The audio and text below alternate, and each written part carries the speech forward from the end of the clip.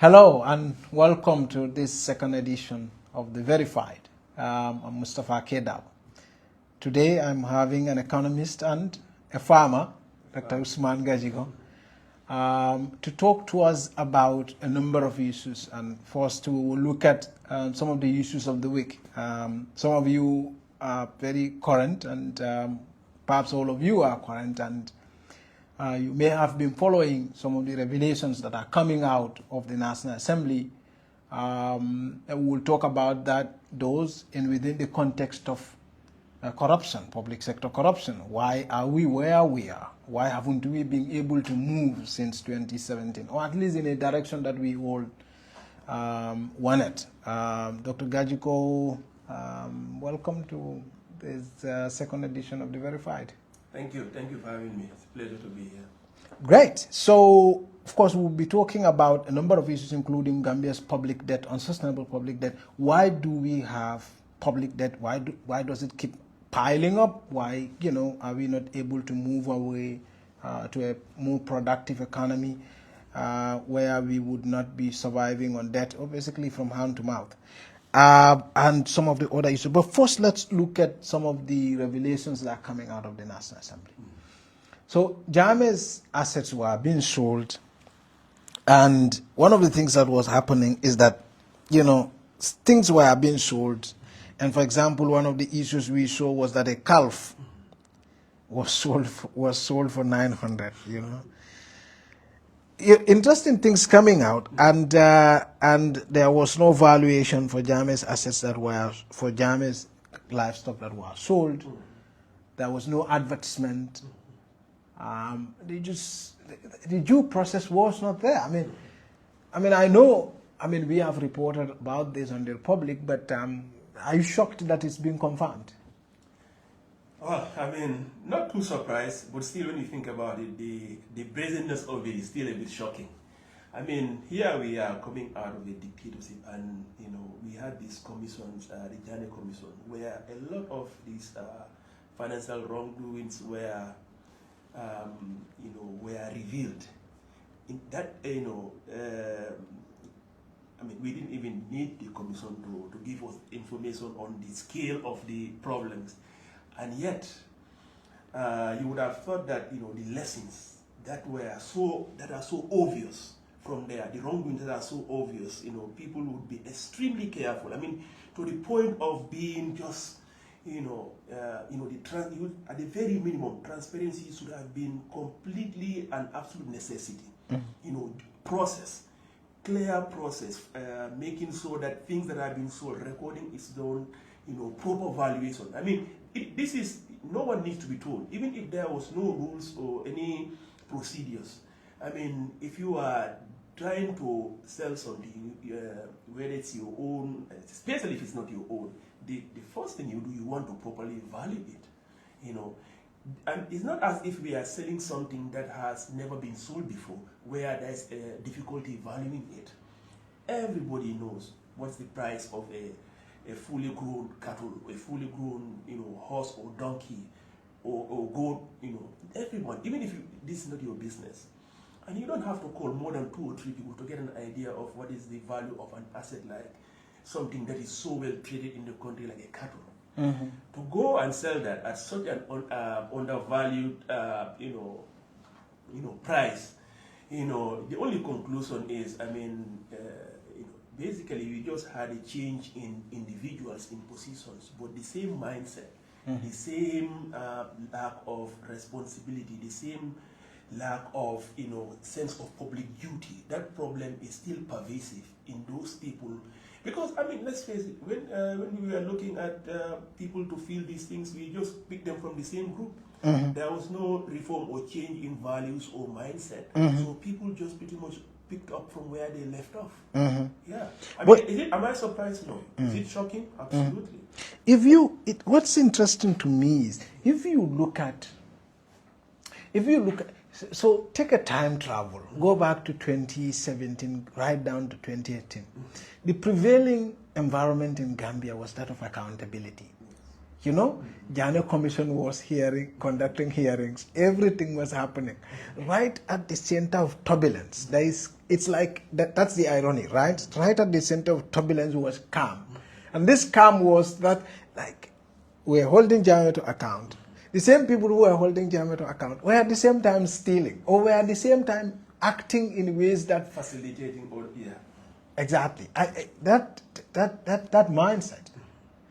That's pretty much it, right? Yeah. And the contradiction, right? Yeah, and the brazenness of it. Yeah. I mean, here you are, as part of a process that's trying to shed light on past wrongdoing, and you don't have the presence of mind, or you don't even care. It shows. I mean, it just shows that our whole transition was stillborn from the I guess from this whole MOU that brought the coalition together.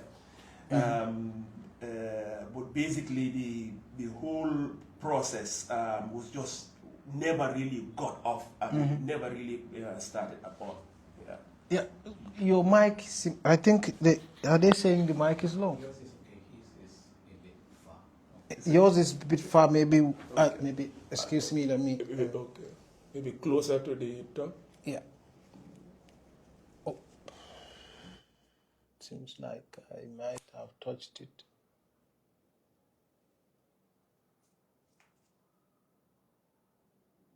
Oh. Oops. Testing. It's okay. It's good. It's okay. All right. Sorry, sorry about that.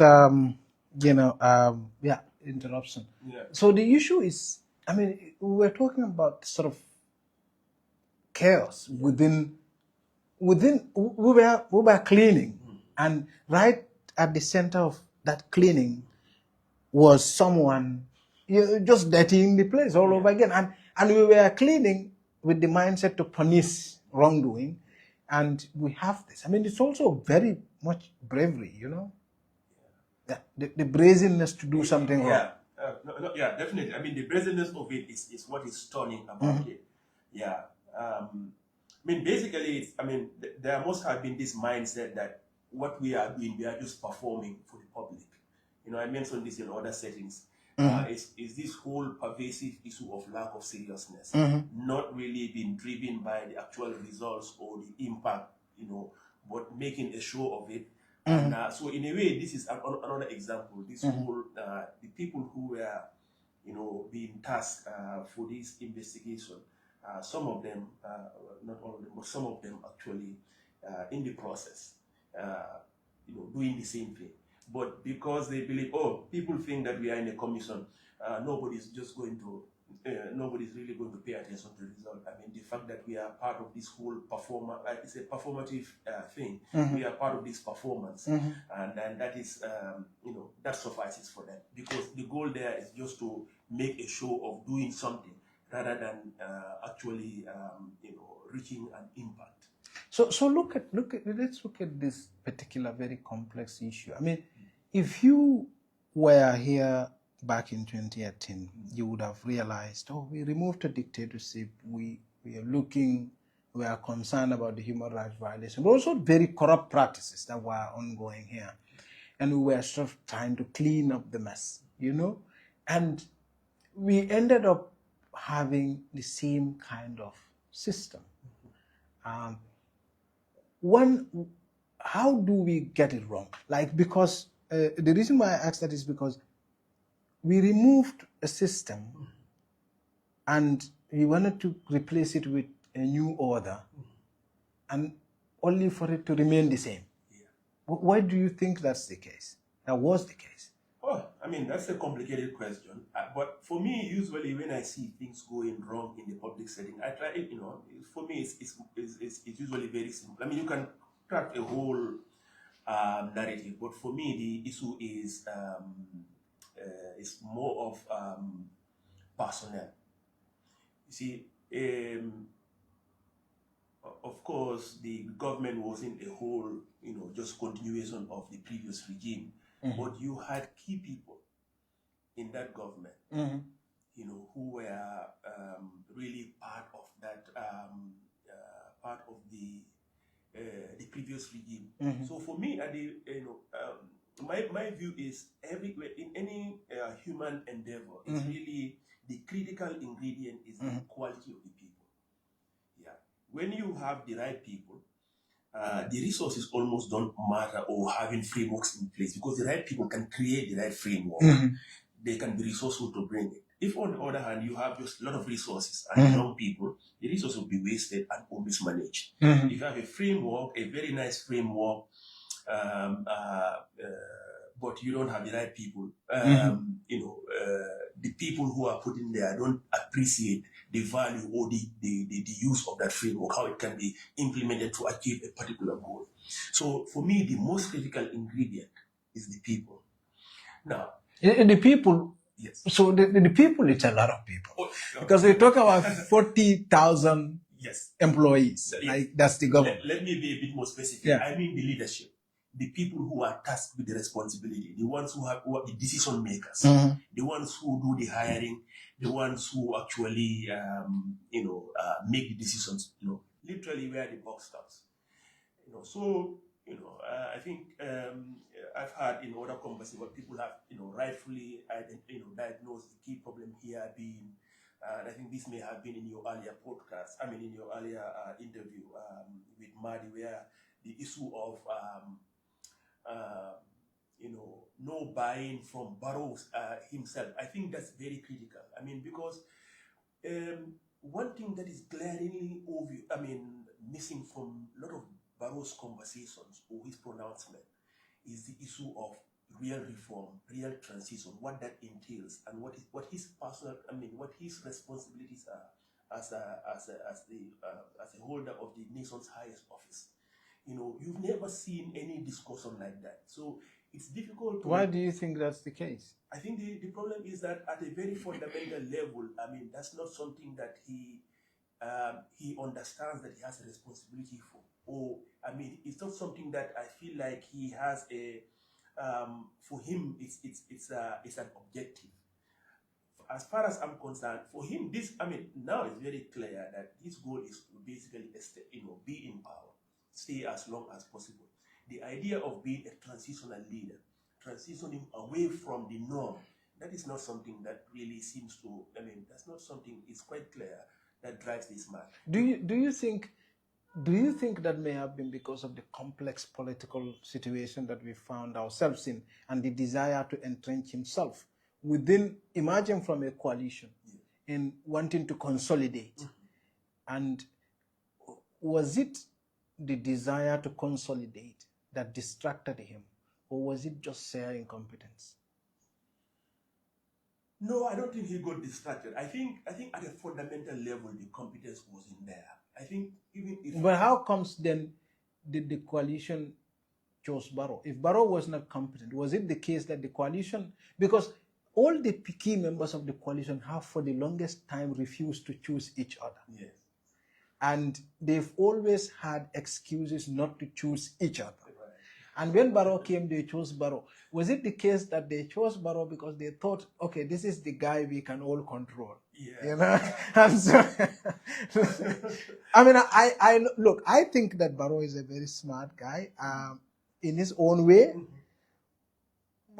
But again, everyone is smart in our own way. But do you think that he's so unequally smart to all of the rest that they thought, or that's their perception, that they thought that this guy is not smart, and so let's pick this one, and none of them objected to it because they both believed that they would be able to control him? I think there is something to that. The image I have in mind is sort of like, you have like a bunch of, this is not an analogy, I'm not trying to insult anyone, I'm just using an analogy just so that, I hope people don't misinterpret. Yeah. The analogy you have in mind is basically, think of like, let's say, a bunch of hyenas. Yeah. And then, they have like a rabbit as a meal. And within the bunch of hyenas, there's a new pet entrant that for them looks like a sheep. Yeah. Yeah. And they're like, okay, we can't eat this rabbit now. We have to entrust this rabbit to one of us. Yeah. None of the hyenas will trust the other hyenas to hold that rabbit. Yes. So you can sort of imagine saying, okay, all of them coming to understanding, hey, let's entrust it to this ship. Yeah. And we think that, at least it can, we have a high chance of getting this later. Yeah. Or one of us each of us individually at the right opportunity might be able to steal it from this one. So I think there is something to that in the sense that. And then the ship ran away with it, with the meat. The ship ran away with it. Yeah, well, in this case, I'm sort of hired a lion to protect. In ship clothing.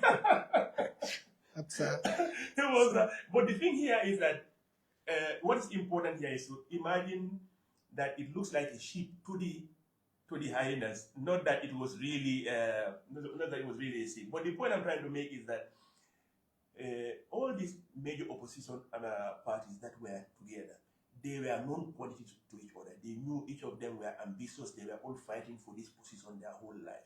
So they wouldn't trust anybody, being in power, even no matter what they promise, no matter what they say. So here is this newcomer who, as far as they are concerned, he is not as well known as any of them. So and he kept saying, "These are my lieutenants." Yes. And he gave so every credit to all of them. I suspect they projected a lot of things. They're Yeah. like, okay, we don't know this guy. He could turn out to be any of these ambitious politicians, but maybe we'll just project that that he is somebody that we at some point, if push comes to shove, we can push him out of the way. Well, what you don't calculate is that even the most inexperienced person, once you get to that position of absolute power, you can quickly surround yourself with other people, or other opportunities can come and surround you, give you the confidence that initially you didn't have. Barrow didn't have much confidence. Speaking publicly during the whole impasse was obvious. Even public speech was a difficulty for him. So I think, it was a calculation on their part. In other words, those opposition, as far as I'm concerned,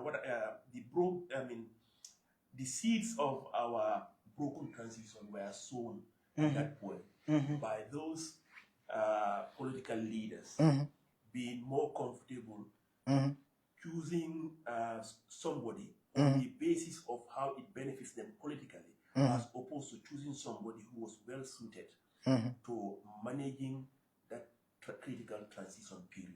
Barrow wasn't chosen on that criteria. So, I mean, if you look at all of the revelations that are so far coming up from the parliamentary inquiry that's ongoing, even though, I mean, at the Republic, we've published a lot of those issues already.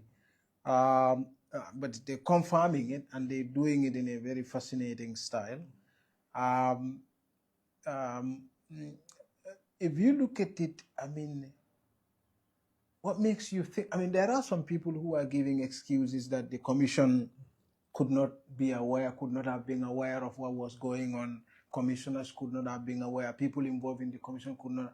The Ministry of Justice or its officials or the former minister could not have been.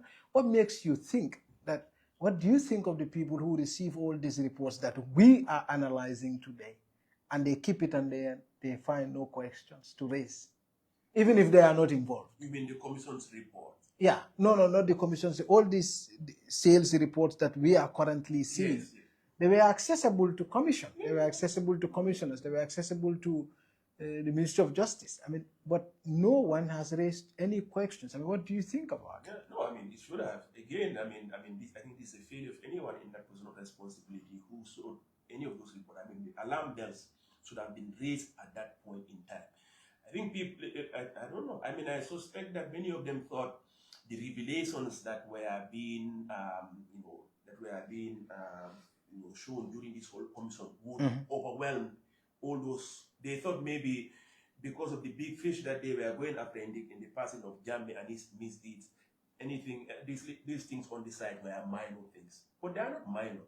You cannot be trying, let's say you are in a court today, you are trying somebody for murder, and you say, oh, the person is a killer, but due process will not, due process is not too important. Because we know he's the killer, he's guilty. Let's just go straight to the verdict. I mean, it basically damages the credibility of the whole system. Yeah. So this obviously is a failure of those people who should have had, who had opportunity to to sound alarm bells and then say, hey, what is happening here is wrong, and we need to be extra careful, even without being aware of the fact that tomorrow people will look into this. But sense of responsibility should have made it obvious that this is not, the proper way. Yeah, because if you receive a sales report, I would expect that as a person in responsibility, you will have sifted through it. And when you sift through it, and you must see unanswered questions. I mean, and if you see unanswered questions, how can in a position of authority not be able to raise questions? I think, for me, whenever I'm writing, I try to be careful. The problem may have come from the fact that people were thinking of this Jammeh assets. I always found that a bit problematic. Yes. Don't call it Jammeh assets. Yeah. These are national assets. Yeah. At that point, these have been seized. They are Yeah. formerly Jammeh assets that Yeah. have been seized. Yeah. So these are national properties. Yeah. You have, so I think that part of the problem was probably that people thought, Perception. yeah, these are things from Jammeh. He owns them. We are just liquidating them. As if we are trying to erase Jammeh or erase his ownership. So they use that sort of thinking to desensitize themselves Yeah. to the wrongdoing. Exactly, as Yeah. if like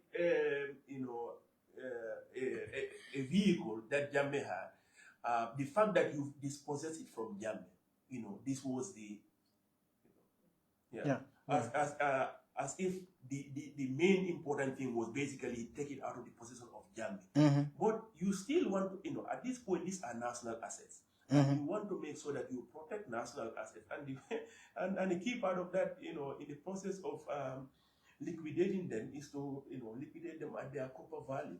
So I think, that's why thinking clearly about, about some of these things matters. It needed to be clear to these people that now we are dealing with national assets. And as with any national asset, you have an extra responsibility. Because if you go and sell a national asset below its value, you've lost money for the nation. And if you have done it knowingly, you have pretty much engaged in financial malpractice. If you are not aware of it, and this is something, saying that you were not aware of it is not an excuse, because the position of responsibility you are holding, doesn't allow you to use that excuse. Hey, so I'm so sorry for that brief interruption. We had issues with the mic.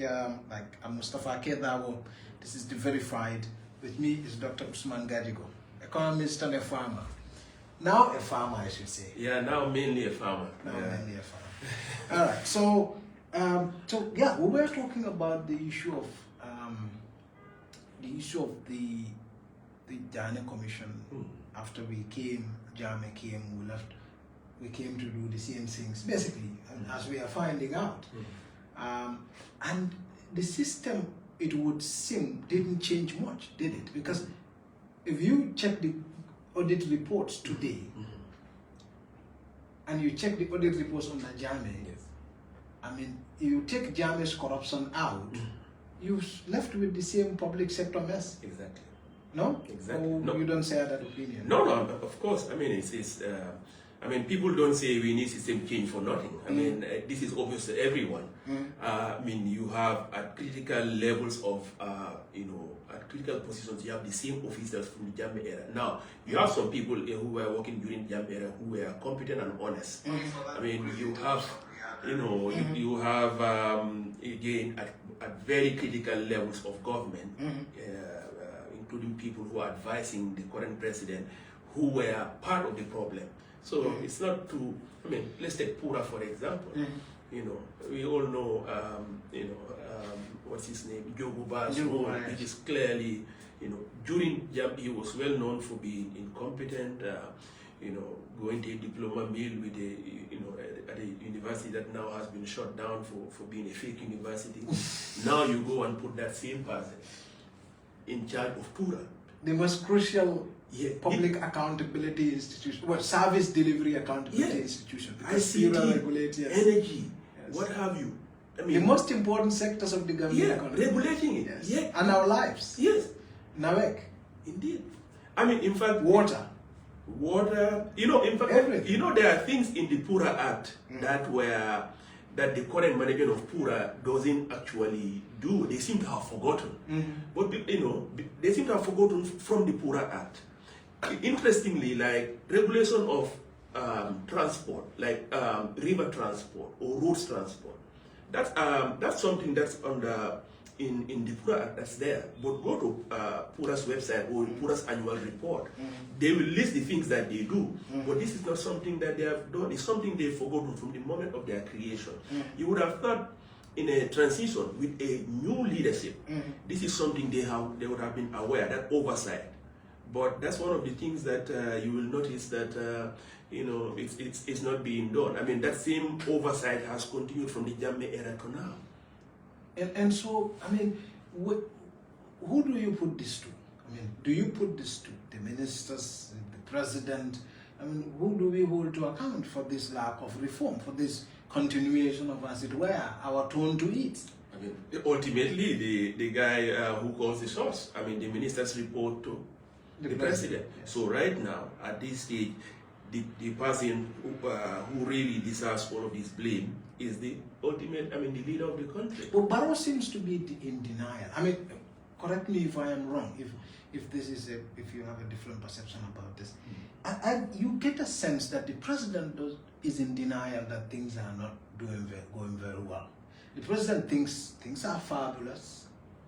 And I think that seems to be the impression the ministers also have. No, Do you think that's not surprising. I'm not surprised that they believe. I mean, listen, when you are the leader of a country and you have people surrounding you whose livelihood depends on you being in power, let's look at the collection of the advice around the president. These people today, if the president is not in power and they don't go and run behind the next president on their own, these people can't make a living.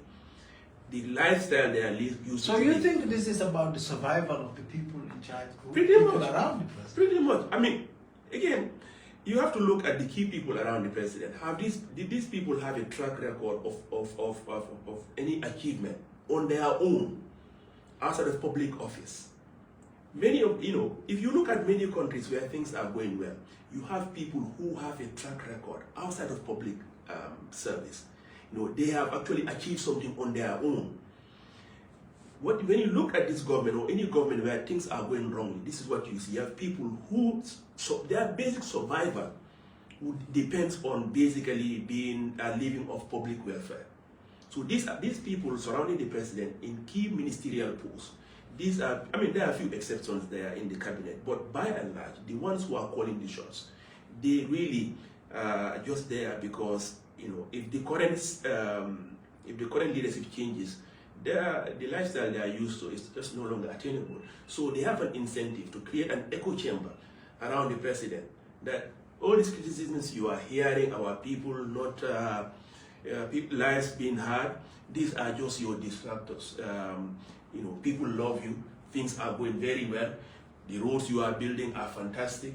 Even though, if you drive on a paved road to go to a hospital that has no medicine, if the roads do not allow, the main point of roads is maybe, one of the main benefits of having a road is to facilitate exchange and communication.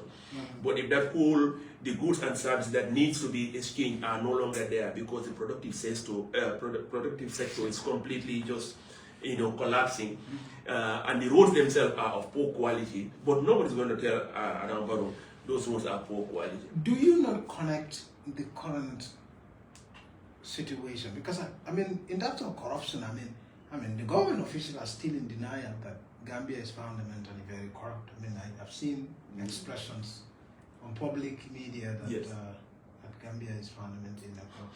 I don't think they believe that themselves, because I've had interactions with people at the highest level of authority, and they admit that things are not right. How do you think what do you think is sort of stonewalling, as it were, the efforts to fight corruption? Because we left Jammeh regime, we were on a transition, and somewhere it's like a suspended animation, like we are somewhere stuck in there.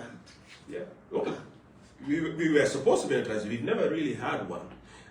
Again, I think for me it came down to the issue of the personnel we selected at all levels of that government. And the damage was done from the very beginning of the government. I mean, let's look at the Constitution. We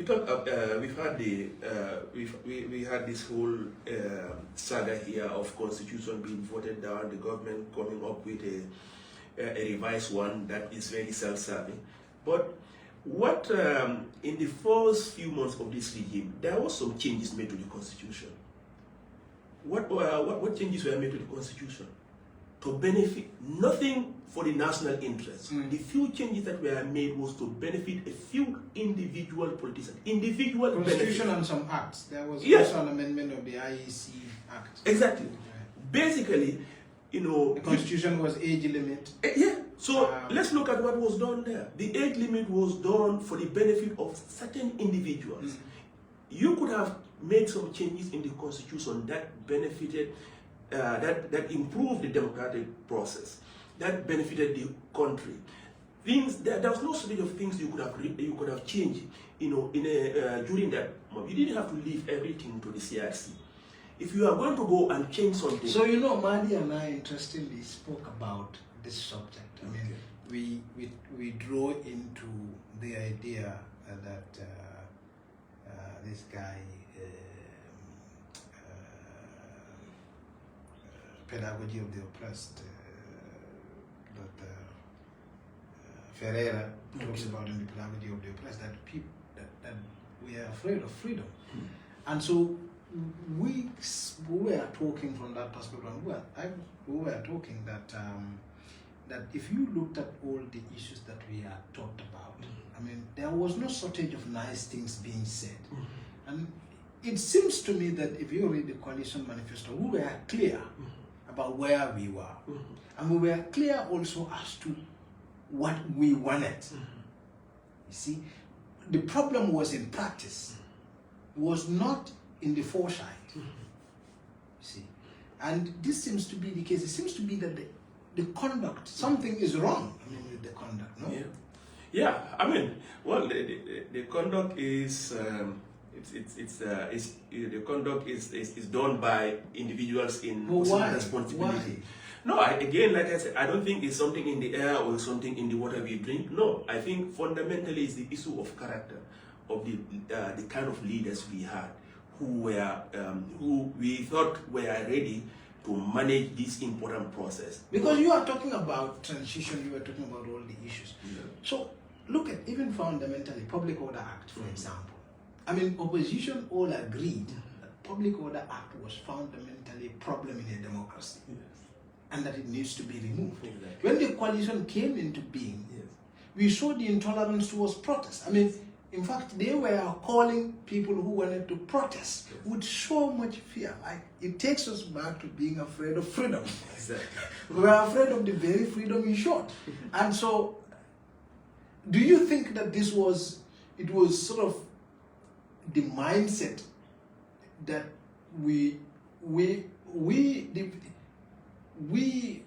are the source of the very mindset we showed to topple? But by that I mean, Jammeh was not just an isolation, he was a product of us. Of course, in a way. I mean, our leaders were not dropped from the sky. I mean, in almost any leader you have is a reflection of society. So sometimes it's a matter of luck that you get a leader who, even though is among the people, is a source of major changes in the country, revolutionary change, things, people who are willing to look at what we are doing and say, hey, we need to, do things differently. But I think fundamentally it all comes down to the character of the people in leadership. But then that's a very complex argument, because now how do we establish? How do we look at a leader and say, okay, this one has a character, this one doesn't? Because they all say nice things. Like I said, there was nothing fundamentally wrong with the far side of the coalition. And you read through it, you see good governance, press freedom, this and that, public order, all these things. They were talking about a near perfect situation. And yet, we are stuck in between an old, a route to the new that we never got to. Yeah. And yeah, I mean, and there was a completely new driver. They were saying nice things, but you see, talking is relatively easy. What is important is the ability to implement. So for me, in terms of assessing the credibility, the character, the competence of a leader, you have to go beyond what they are saying. It's very important to really, this is not always easy to do, but it's very important to go beyond,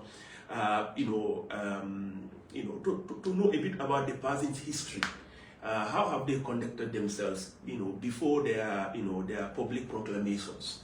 Now, that's obviously easier said than done when it comes to certain individuals who spend their whole adulthood in politics, and that to me, it can be very difficult to say, okay, what was there to this man before he entered politics?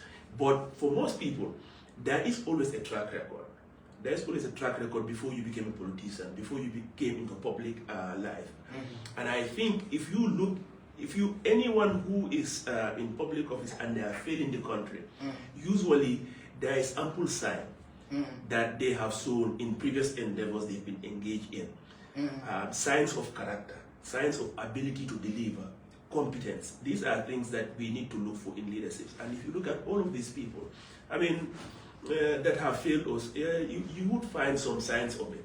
Now, like I said, for some it's easier than others, but I believe this is actually not that complicated. I think it's, if you look at, because as you pointed out, people say the right things. People have no difficulty regurgitating what they hear. What we needed to do after 22 years of dictatorship wasn't rocket science. Even the people who were only slightly engaged knew about that. The fact that there had to be some sort of inquiry, everyone knew that had to happen. Before they even named TRRC, I heard somebody in the Bantaba one time saying,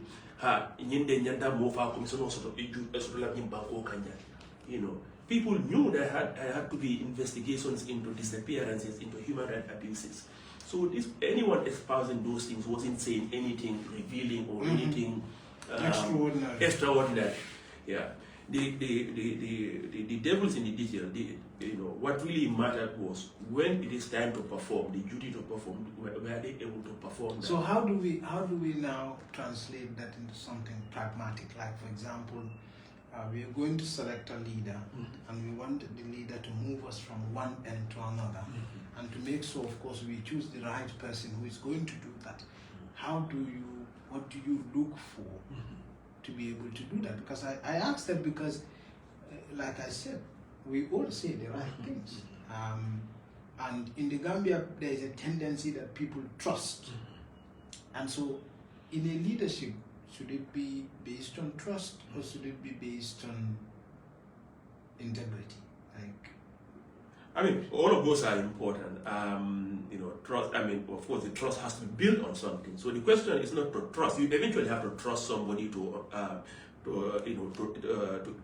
give them a responsibility. The question is what is that trust built upon? Maybe they are saying the right things. Yeah, if somebody is saying the right things, obviously it matters. But it's also important, not just when people are just making public speeches, standing and just saying all of the right sounding phrases. Usually that's very superficial. I think it's also important to get to basically know whether people have a real understanding of the problem. Yeah, it's one thing to say we have corruption, we need to end corruption. But then that brings into a whole robust interrogation of the person's capacity, the person's ability, the person's track record and everything, which comes back, takes us to probably strong media presence, strong media scrutiny. I mean, back in the day, Barrow, the most famous expressions was that he was a real estate mogul. Yes. And which unfortunately wasn't accurate. That's an overstatement. Yes, I mean, to put it mildly. Yeah. Yes. So there are a lot of elements that need to work in a democratic system. Yeah. We seem to think that, if freedom of going to the ballot box or be free to say whatever you want. But as we pointed out, having a media that is competent, that is not afraid to dig into things. You cannot have like superficial stories about, oh, a public service officer went to this particular location, said this and this. That is different from holding people to account. And that means asking tough questions. It means digging, the ability to dig into government records that are not easily accessible, that you have to work very hard to access. It means, even those that are easy to access, it means digging into documents and revealing information that's out there. Let me give you an example. The fact that the scale of corruption in NAWEC has been ongoing for a while, and the figures are there. Those are published in the audited financials of NAWEC, and they are on the website. But it takes a particular kind of skill and dedication for a reporter to go and dig into that. Now, so which is why doing certain kind of investigative reporting becomes very important.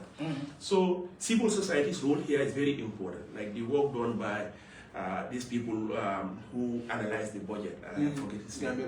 Gambia participates. This is absolutely important for people to understand our public finance management system, its role in our ballooning debt, things like that. So this it's not one thing here and there, because even to hold a leader accountable. Let's say I've been working in the private sector in a company before.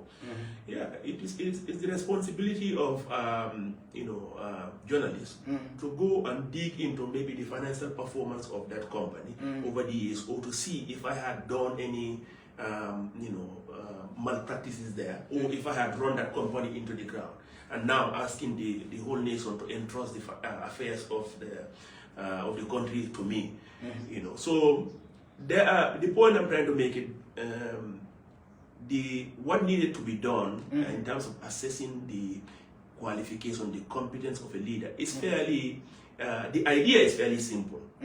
Now, doing it doesn't, it requires a whole ecosystem in a democracy. You need a civil society, you need the press, you need also the ability of people to rise up and protest when they notice or when they feel wrong things are being done, especially in their name, and also their whole future is being mortgaged. Exactly. So let's move a little bit away from Jammeh and the transition and the failure of the transition. Into something that's fairly similar. It's also in the news. Just yesterday, the public published that the deputy head of mission from Guinea-Bissau. This speaks to the recruitment process in the foreign service. So you have we published that the deputy head of mission to Guinea-Bissau was forcefully, compulsory retired. Right. And one of the reasons was because he was having issues with his ambassador, and it turns out a number of other issues surfaced after we started looking into it. Right. My colleague Talib Hydra did the story, and we published it yesterday. One of the things that speaks to us was that now we have a public service that in a lot of ways, of course they have diplomats. They have diplomats who are trained and they're deployed. But there are two problematic issues also we came to talk to a lot of people who spoke about, which is you have a situation where you have people who they are just fed up within the public service, maybe having a problem with a minister, or having a problem, or is blocking some contract or something. You deploy the person into foreign service. Or somebody you just want to remove from public service here in Banjul, because somehow, and you're having difficulty firing the person because maybe the civil service rules don't allow, or hasn't done anything wrong, you redeploy the person in the public service. This is in addition to the political employment that Tangara was talking about. People who are, and that he says Gambia's foreign service has been kind of a case study at some diplomatic universities.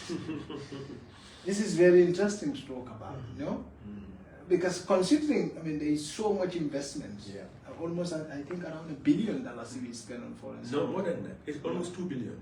In the last budget, the recurrent the allocation to the Ministry of Foreign Affairs, recurrent budget is about 1.9 billion. It's almost 2 billion. To put that in perspective, that is more than the government, apart from the Ministry of Works and Transportation, the recurrent budget for Ministry of Foreign Affairs is more than the development budget for all other sectors.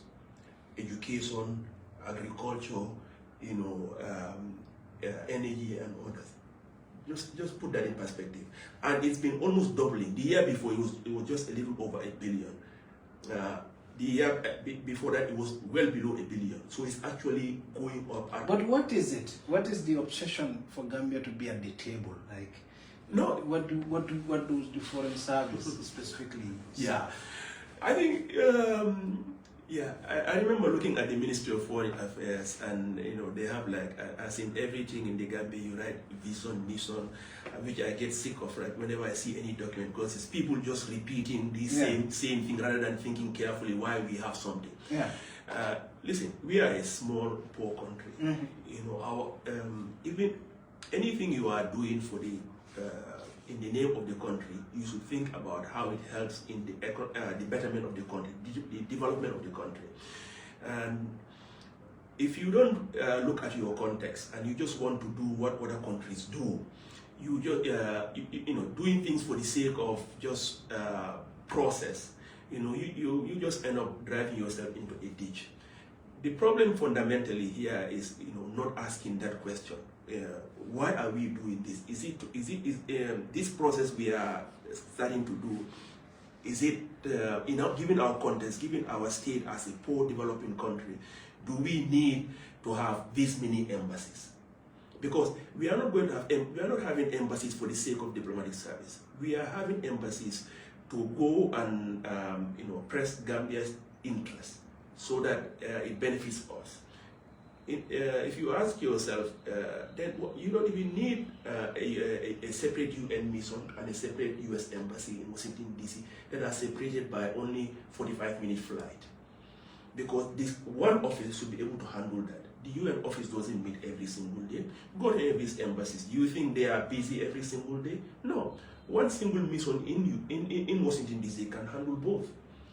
You do not need all of these embassies that we have. So they deploy a lot of staff, including accountants, intelligence officers, and then there are other things people don't. Let me tell you what is hidden that people don't know is the children of these diplomats going to international schools is very expensive, and then the government pays for that. Some of these things are in hundreds. A single family would be up to 100,000. And the movement. In fact, I remember having a conversation with somebody, and he told me, one of the most difficult things is to recall a diplomat. Because when you recall them, you have to ship everything they have. Of course. I mean, it makes sense. I mean, if you ship a whole, an individual, a public official with his whole family over there, in fact, if they are going to school, you cannot just recall them immediately and their family to come back. You have to take into account the disruption you are going to cause to the life of that family. So the kids who are in the middle of the academic year, you have to account for the fact that they need to finish that academic year or the term at the very least before you bring them. All of that entails a cost, which means that as a government, if you are going to staff your diplomatic mission, I mean, you need to be careful of that cost. But to look at the economic relevance. I mean, some of these embassies, we don't need them. We don't need them at all. But, which is, so the embassies are in existence, first of all, and then you have this issue of just staffing them with people who are not needed. Because now let's take the issue of a cabinet minister. You as a cabinet minister, you serve at the place of the government. You are not protected by some civil service things. It's a political appointment. He can terminate you. But what has the government done with all the ministers they've removed? The former Minister of Education, an ambassador in where? Sierra Leone or Nigeria, I can't remember. This particular case in several other places you have, even the former vice presidents who were terminated, they were not dismissed. They were redeployed to foreign service. Now some of them decided not to, I think, take the appointment. There is this general belief apparently that you can fire somebody and then putting them into the foreign service is in fact is like allowing them to step off gently without thinking about the cost that is being imposed on the country. $2 billion is a lot of money. Yeah. This is more than the development budget of agriculture, of education, of health. And wouldn't it, I mean, I have never seen a document like this, and I go through a lot of government audits and a lot of government documents. I've never seen a document where we do a detailed analysis of cost-benefit analysis of our foreign missions, where we look at not just the economic relevance, but also their diplomatic relevance. Yeah. So, for example, why it matters that Gambia is at that table. Yes. You know, and one of the things in international relations you look at is, I thought probably we may want to discuss about would be, what is your relevance at the table? Yeah. Like, if Gambia and China today sits to discuss anything, like, what can Gambia bargain? Like, literally, I mean, to say, China, we are holding you to this. Like, you know what I mean? I'm talking about the power balance, you know. No, yeah. I mean, like I said, it always has to come to the question of why. What is the benefit to the country? Yeah. If you are, I mean, let's say today, two countries in Asia are at war, and they come and say, we want Gambia to mediate. I have no doubt you'll have some of our diplomats who just jump at the opportunity. Hey, this will put our name out there. But how does that help the Gambia? How does that help the Gambia? You have to make the case that if we are here, it's going to, if you cannot make the case of how that will develop, contribute to the development of the country, then you are just thinking about how it helps the profile of those diplomats who are active in it. Nothing. It's the same case with the Myanmar case, which I've criticized several times when Bartambedu did that. The Gambia was in a critical phase where it needed to do a transition, and a key part of that was, human rights abuse. Our judiciary was in shambles. Our whole legal structure was in shambles. It needed to be rebuilt. Laws needed to be updated. Some that were on the books needed to be scrapped completely. The constitutional review process was on. The Minister of Justice and the Attorney General had a very critical role. Your plate was more than full. Why did you have to? What time should you have to participate in the prosecution of? It's a terrible case for the people for the Rohingyas, absolutely. But there is no shortage of countries that were directly affected, that were neighbors, that are better positioned, that are better resourced to do that. But at least they were being paid honorarium. No, but that's the thing. Individually, building international profile. Yes, that's the thing. Individually, those participating benefited. Bartambedu got his current appointment as a result of the profile he built in that Rohingya case. So he was doing it for professional advancement, not for the benefit of the country. So when there are certain things that are happening internationally and Gambian diplomats want to get involved, this is the question we should ask ourselves, whether you're in diplomatic service or not. How is this to the economic or political or socio-economic interest of the Gambia? Because if you're a public service, you don't own your time. You are there to discharge your responsibilities for the benefit of the country. Any hour or any minute of your time you spend on any issue on public dime, there's an opportunity cost. It's a minute you are not spending on issues of national importance. Just like they say with travel, oh no, it's financed by this organization. It doesn't matter. It doesn't because matter. when you travel to go to a conference, you've left your office here, and that time, that means that you have, there's an opportunity cost. Work you should have been doing for the government, for the benefit of the Gambians, is now left. You know that, by the way, we don't have something, in many organizations, you have something, a system called like officer in charge. If you are holding a position, let's say a minister, you travel, there should be a system in place so that somebody in the role of, let's say, a deputy minister can act on your behalf. In the Gambia, we don't have so. It's like it has to be another minister. And Usman, this is something that it's a little bit not one of the conversations we should have today, but just to give you an example, ProPublica guys came here and I was helping them to do a story on the issue of Gambia and Starlink thing, Yes. and Elon Musk, how he's trying to use the U.S. government to influence the application process to be accepted in the Gambia, and the minister and all those things. Okay. And 20 days we did the story. Okay. The ministers, all of the ministers that we were talking to, I think only one of them traveled once. 20 days, only one of them traveled once. Okay. The rest of them travel 2 or 3 times. 20 days, like they come, return, come, return. And this is not just the ministers. I mean, we interact with government officials on weekly basis. And this is a weekly experience. Like the travel is like that. Let me give you an example. I was on a flight from India earlier this year. Yeah. I flew through from India, Addis, Accra here. In my flight, when we are in Addis, the vice president of the country was on the flight. By the time we landed in Accra, guess how many cabinet ministers were on the flight?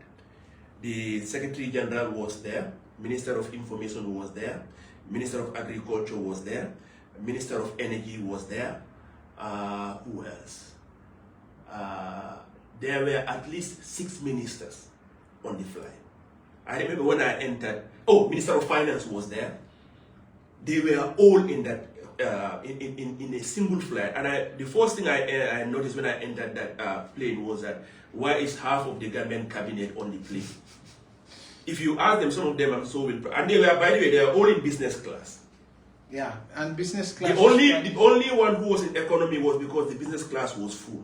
Yeah, and business class is quite very expensive. Yeah. So in other words, the travel. Yes. The travel is excessive, but in fact, the other thing also, there is this cost to travel. So even if it is paid there's by a cost to travel. Yeah, if somebody pays for you.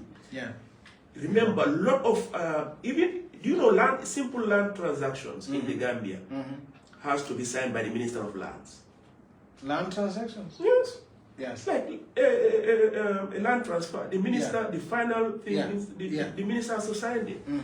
Imagine all of the inefficiencies that occur just because things are sitting at the desk of the minister. And the minister is traveling. Yeah. And we don't have a system where this can be delegated. Yeah. And let's look at this takes us back to reset. So when we talk about reset in the Gambia, we talk about human rights violations, we talk about the economy, we talk about everything, and everybody says resetting within a different context. I mean, in the context of the economy, I mean, that's your specialty. So you will remember back in 2016 when we came, the public debt was 100% almost. It was 58 million, and the dollar C to dollar was 58. And so it was 100% of our GDP, essentially, $58 billion. And so the Gambia government was so restricted in terms of, having the capacity to go and lend and borrow and sort of more money. And right now, I mean, they went and rebased the economy. They said they calculated it, and now the economy, the GDP is worth $2 billion. And so the debt to GDP fell by 50%. And so they went to start borrowing again. Now, in the first quarter of 2025, we are again $1.8 billion.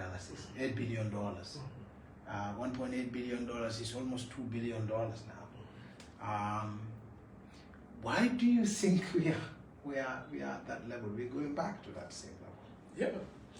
No, I mean, if you look at from basically 2017 to now, if you look at any of our people at the top leadership of the country, do you get the sense, including the president or the minister of finance, or all the people holding the key ministerial portfolio, from their public pronouncements, from their speaking, as an economist, or forget about my specialty, as a Gambian, you don't get the sense that they have a real understanding of the fundamental problem that the economy has, like what we need to do to really take this country off on a very upward trajectory. Yeah. So what is happening basically is continuation of the same economic policies, activities. So once they rebased and they were able to borrow more, they borrow. And the question is here is that borrowing is not wrong in itself. Every country borrows, every business borrows. In fact, debt is the foundation of the modern economic system. The question is, when you borrow, what do you do with those funds? Because the cost of borrowing is your interest rate. So what is the two things you need to compare is the rate of return on your investment to the cost of borrowing. Is the rate of return at least as high than the interest rate, which is not the case. Because of domestically when we borrow already, now, I mean, for a while our, the treasury bill rate, was low, now it's gone up. Try to go and get a loan from a commercial bank, the interest rate is high. Because government is competing with private players. Yeah, I mean, basically, at the domestic level, when the government is borrowing a lot of money, the commercial banks don't have to take the risk of giving to a business. Because giving to the government is risk-free. Because government is a loyal payee of debt. Exactly. And in fact, you don't even need a marketing department at a bank with a country like the Gambia, which we didn't have. Now, I can give you an example. In 2017, 2018, when we had that issue, when the new government came, there were, and then, initially they couldn't borrow, and, or they wanted to really borrow, and then the yield on T-bills went down significantly. Treasury bills. Yes, treasury bills. Many commercial banks actually had like a new marketing unit, and they were hiring a lot of students from the university to go and go to businesses. So do it the hard way. Yes. Yeah. Because they have to survive. They have to survive. And But what happened was that reduce borrowing. Exactly. But at some point also, I mean, and that's one of the things that, I mean, maybe before I go to why governments do this and the alternatives, the important thing maybe to look at is, if you are borrowing and you are getting indebted, it means that, and you are not being able to pay, it means that you are not investing, no? Because there is a difference between, I guess in economics, between spending and investing, right? Yeah, no, definitely. So if you are taking funds and your debt is accumulating and you are having trouble paying, obviously it means you are doing bad investment. It means you are putting money in areas that are not generating return. Now, the government, we have to be clear about this. The government is not a business. So we are not going to say, you took 1 billion from Islamic Development Bank. Where did you put it to get a profit? No, the government, you can put it in a place where you don't have profit per se, like a business, but then something that allows the economy to grow, allow the private sector to come and invest. And it's profit, because when the economy grows, exactly, maybe there will be more business, there will be more taxes. Exactly. No, it grows the tax base. This is the important part. It grows the tax base. Exactly. And the government doesn't even need to raise the tax rate, because the enlargement of the tax base will be generating enough revenue that the government now, the tax revenue allows the government to pay that debt, and it becomes sustainable debt. This is the problem we are having. So in the Gambia, let's ask ourselves, where does this, when the government takes the loan, I mean, what is the source of this debt? A big source of it is our state-owned enterprises. Of course, the biggest one is NAWEC. NAWEC Gambia. No, Gambia took some loans at some point that were for fiber optic cable, but they were not generating income from it. NAWEC, for over the past 7 years, for instance, was burning through money. And we were getting into debt without realizing it. Let me give you an example. The agreement, the power purchase agreement we had with Car Power Ship, that ship over there, we were paying over $30 million a year. That's over over 1.5 billion, I think, depending on the exchange rate. Obviously, this was 7 years.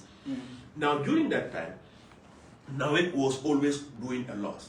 So where is the money coming from to allow NAWEC to pay back our powers? It was coming from the budget. Yeah. In fact, in the last 2025 budget, the government allocated 1.5 billion to NAWEC. And CBG was giving them the dollars. Exactly. Because I saw the CBG dollar. Yeah, because that company, this money had to be paid in dollars.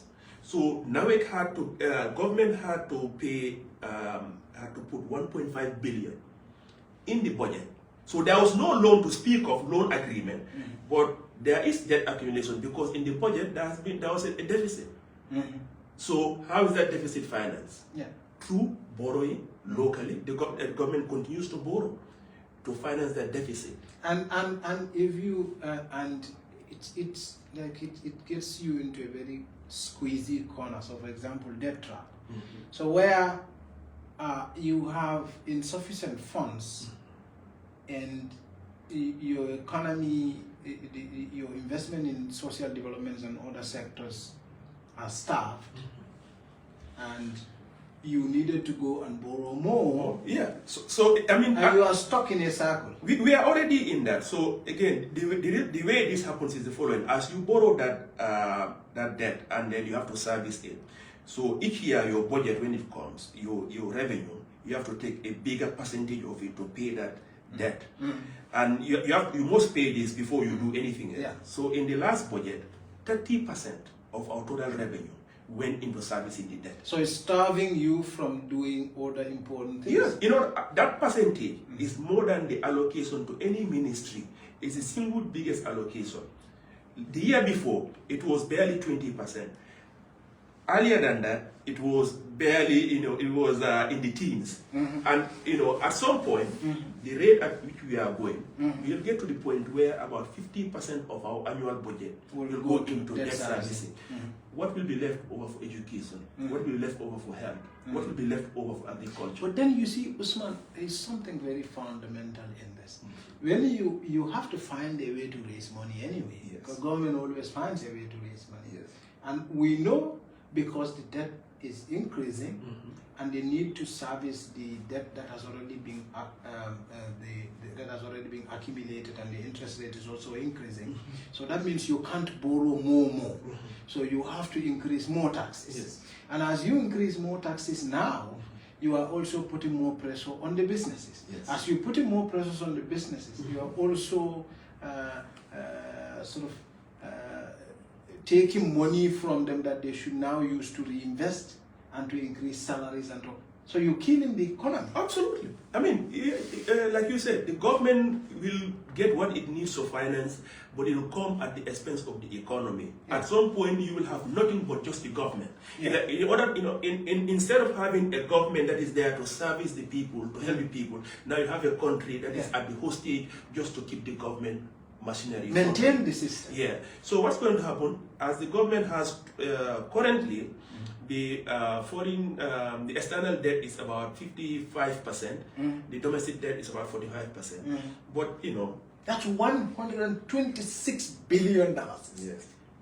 It's a lot of money. It's a lot of money, and it's increasing. And the thing is, it's increasing because the government, as of first quarter 2025, 126 billion. And it's getting worse because the government is taking more and more loans and putting them in things that are not actually expanding the economy. They're actually entrenching the problems that have created the economic woes we have right now. So what's going to happen? So at some point, any external borrowing will stop unless you have these cutthroat banks that will lend to us at very high interest. If they have collateral, they can put their hands on. But what's going to happen if we get to the stage where they have difficulty borrowing externally? What are they going to do? They're just going to depend more and more on T-bills. What's going to happen? You will T-bills domestically. That's to go and borrow from the banks. Yes, to borrow. Basically, the commercial banks in the Gambia, they live off of those treasury bills. So what's going to happen? Those commercial banks, there will come a time nobody will be able to get a loan from a commercial bank because the interest rate will be high. Yes. The interest rate will be high because the government is taking more of those loanable funds from the bank, and the banks also don't want to risk it with individuals. In fact, it's a lot of work to lend money to a business. You have to go and do due diligence on them. You have to. Banks are not sellers of companies. I mean, compounds.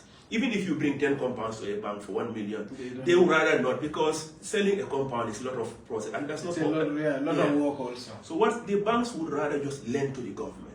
So the government will take more money from the banks.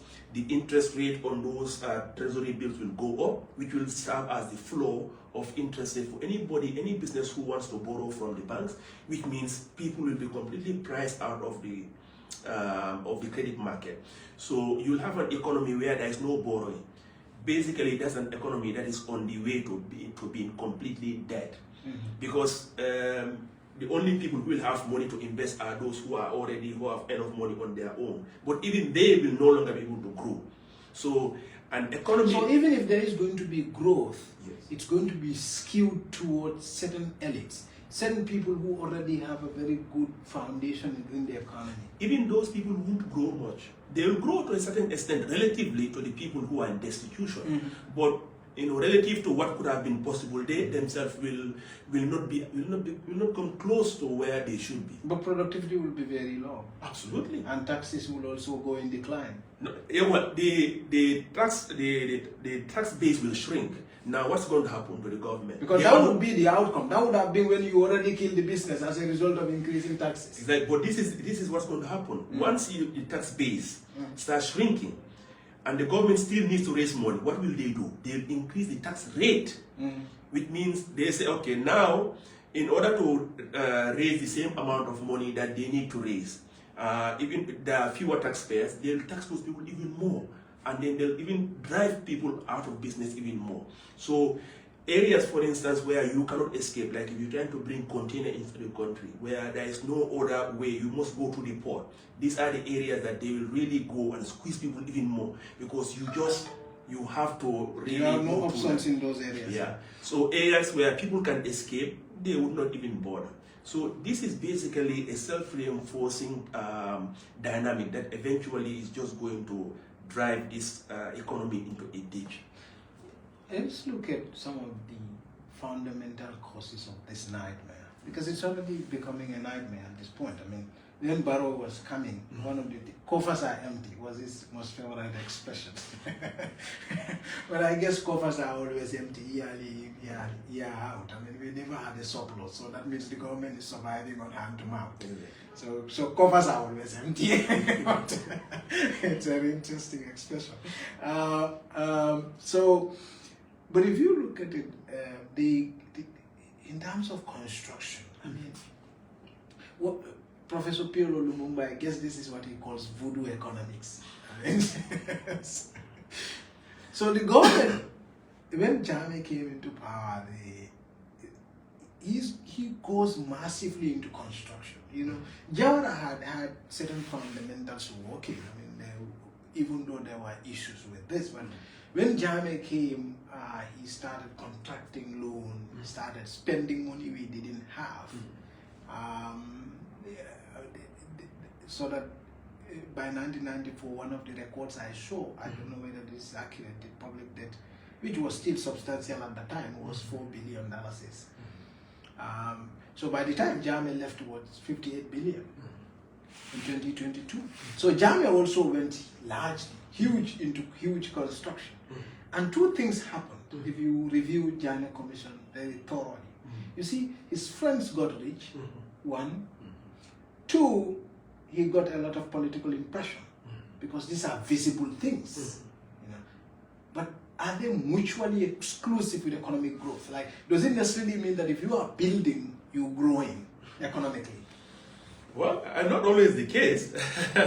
I mean, it depends on what you are building. If you are building things that enable productivity, yes, they could. I mean, listen, today, let's say you take millions and you invest it in irrigation canals to boost agricultural productivity, making so that even if there is a drought, its impact will be substantially limited, and you allow 12 months of agricultural activity that previously wasn't available. You're going to boost, you're going to boost growth. Yeah. So it's not inevitable that anytime you build, anytime you build or do a massive investment, it's going to lead to growth. I mean, it can obviously, it all depends on what you are building, and and how relevant it is. I mean, in other words, what productivity gaps in your country it is addressing. So, in terms of even investment, it would seem as though. So, for example, you look at this example when Jammeh came, the first loans, one of the first early loans he contacted was the Taiwan $35 million loan, where he used to build Arch 22 for $1 million. Arch 22 was built for $1 million. Exactly. And we know the people who, and he created a construction because some of those facilities were built by a construction company that was owned by a lawyer. And he built the airport at that time from that loan. He built a lot of things quickly, and he made quite a good impression politically. Could it be that it's also playing politics with the economy, just to make an impression? Yeah. No, it's there. I mean, that one is almost always the case. I mean, he wanted a monument to his legacy. He got that in terms of Act 22. I'm surprised he's still standing. I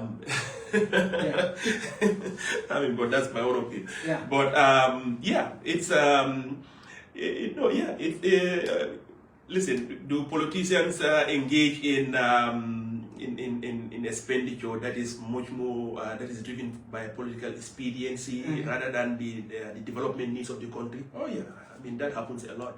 But I think smart and capable politicians also know that these legacies are more enduring if they lead to growth and if the benefit is more broad based. You can build monuments to yourself that shows that you are great, but if this is not accompanied by other development that that improve the lot of the people, sooner or later people are going to see what you are doing, and this is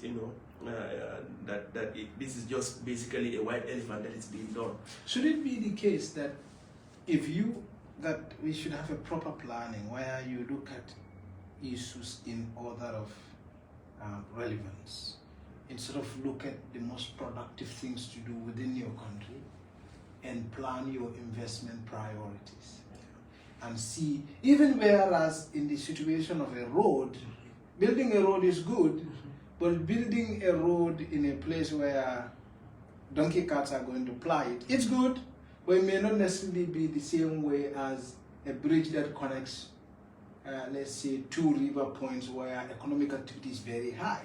I mean, that takes us to priority. Exactly. Should that be very much central to planning? No, that's absolutely the core of it.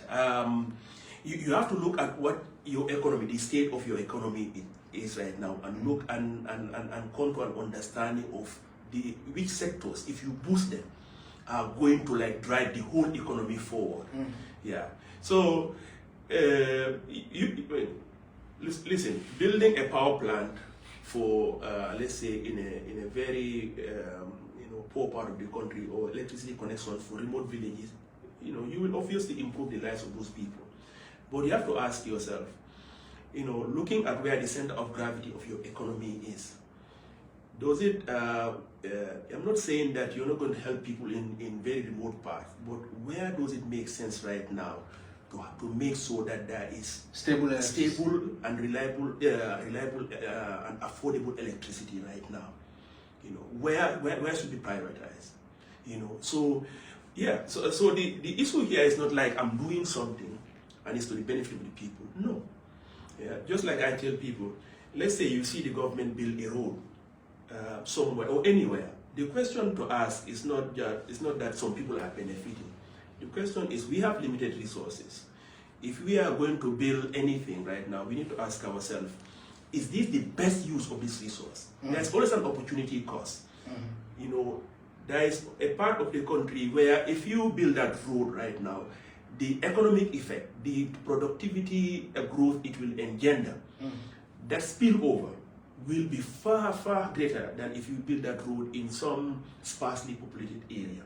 So knowing how to prioritize those investments matters a lot. And then, but it requires knowing your context, knowing that whether you have the economy you have, you need to develop the service sector, or some manufacturing or agriculture. I think in the Gambian context, it's obvious to everyone if you sit here, the sector you need to prioritize to make sure that the whole country benefits and there is growth and there is improvement in the lives of people is agriculture. Food.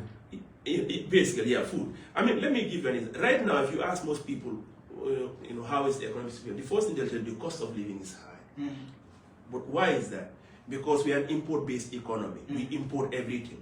Because we don't export much, if you import everything, the demand for foreign currency goes up. But since we don't have much foreign direct investment and you are not exporting, there is no demand for your currency. Mm-hmm. It is the demand for your currency that increases the value of your currency. Mm-hmm. So if you have an economy like the Gambia, where imports are several times more than export, your currency will always be depreciating. Mm-hmm. And because you are buying all your food items from outside, like rice, for instance, is our second biggest import item.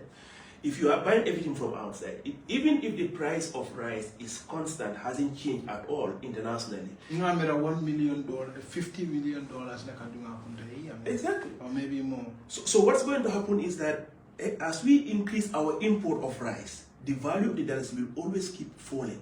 Which means that the value of everything you import, mm-hmm. the shirts you wear, electronics that you buy, the cement that are imported, everything will go up. Mm-hmm. So, but if you go and invest in agriculture, mm-hmm. and then increase the production mm-hmm. of things like rice, mm-hmm. and limit our importation or completely cut our importation to zero, our mm-hmm. importation of onions and all the things that we can grow, vegetable oil, what is going to happen? Mm-hmm. Our net exports will go down. Mm-hmm. By also having those investment opportunities in the country, foreign indirect investment will also increase. What this will do is it will actually put a pressure on the value of the dollar to go up. So all of a sudden, this depreciating dollar will, the direction will change. You'll have a situation where the currency slide, or in fact there might be an appreciation in the value of the dollar. What is that going to do? All of a sudden, the things that we import, whether it's the shirt that you wear, the electronics that you buy, the cement that you import, the vegetable oil that you import, things like that, they become far more affordable. So, and at the same time, you are generating employment in the country. So you can see how food will be affordable. Of course, because you're growing here. Because you're growing here. But what is this government doing? It's doing the complete opposite. It is actually facilitating the importation of rice. It is guaranteeing loans to businesses to import rice, as opposed to facilitating local production of rice. It is doing the complete opposite. They would say right now that there are at least 2 people who are trying. I think 3: Marrow Farms, Jar Oil, and others. I'm not sure whether they are large scale enough to be able to. No, it's of course it's good that myself I'm into agriculture. I'm not doing rice. There are a lot of Marrow Farms has been there for a while. Jar Oil is into it, but right now you have to ask yourself if you want. This is almost probably a whole different topic. If you are going to encourage rice production in the Gambia, you have to understand the scale of the problem, so that you will have an idea of what's being done right now, whether it's a drop in the bucket or it's having an insignificant effect. Right now, as we speak, 90% of the rice that we consume is imported. Yeah. So we know the per capita rice consumption in the Gambia is around 120 kg per person per year. You can calculate that. And you can, go back to what the rice yield should be in the country and calculate what is the area of land we need to cultivate to make ourselves self-sufficient in rice. We are far from that. But if you want to cultivate an amount of land for rice cultivation, you want to devote that amount of land to rice cultivation, you have to ask yourself, what are the constraints we are facing? And if you go and talk to people who are doing rice cultivation right now, the land reforms that we need, that the government should take a leadership in, they are completely oblivious to it. The identity of the 2 people occupying the 2 most important portfolios to that issue completely tells you that the government is not serious. You have Ahmad Ba in Ministry of Lands, you have Mustapha in the Ministry of Agriculture. Do those people, the names of those people, do they give you any confidence that the government knows the main constraints that needs to be addressed in rice cultivation for us to reach the rice self-sufficiency that we need. No. So always when you look at this issue, it always comes back to the personnel, the kinds of people. If the current president, the current government is serious about addressing our economic problems, which goes to the heart of the issues that are impeding productivity growth in agriculture, you wouldn't have somebody like Demba Sabal in Ministry of Agriculture. Yeah. So in other words, I mean, if you want to solve the issue of rising debt, you don't want to have a risk of a debt trap in a situation where the economy will be broken, people are going to be starved. The economy has to be productive. Yes. And that means that it needs to go into areas that would be able to generate more businesses, that would be able to generate more productivity, food, and other things. That seems to be the case. No, that's it. I mean, suppose somebody goes and wipe away the debt of the Gambia. As long as the current processes we have in place, the same activities the government doing continues, within a very short time, you'll come back to the same level of debt that we had before. So, as you said, the only solution to the debt problem is growing the economy, is economic growth. Again, there is this famous, book by this French economist where he compares G means the growth rate of the economy, and R is the interest rate on debt. For us, it's the rate. If you look at the rate of growth of the economy, you compare that with the interest rate. Which do you think is much higher? I think the interest rate. Of course, our interest rates that we are borrowing are in double digits. Our GDP per capita growth rate is in what? In fact, to give you an idea of how bad our economic growth. But even the growth in itself, is there sort of a difference between economic growth and economic development? Because I see the figures all the time, and sometimes they are very optimistic, sometimes they are gloomy, but sometimes they are nice. Sometimes. Let me tell you, the economic growth figures in the Gambia, I've told people since this government came that they've never been nice. The average growth from 2017 to now, if you average that, if we continue that growth, we are still a low-income country. Yeah. For the next generation, we'll still remain a low-income country. We'll not become even a lower middle-income country. So is that a growth to be considered impressive? But at least they would say, 6%, 7%. It's bad. That 6% at Gambia's level of economy, 6% is bad. 6% for a developed country would be, they will dance to the roof. If UK or US has a growth rate of 6%, that president will be remembered for posterity because they are already rich. At the level of Gambia, our population is growing at a rate of 3%. Yeah. So if the economy is growing at the rate of 6%, it means per capita growth is around 3%. That per capita growth, 3% per capita growth, will not take us out of the territory of low-income country. We will remain a poor, fragile country for another 25 years. So how do we do this planning? Do we go back to base and look, this is the current situation. This is poverty level in the Gambia. This is the productivity level in the Gambia. This is the population growth rate in the Gambia. What sort of policy priorities should we have?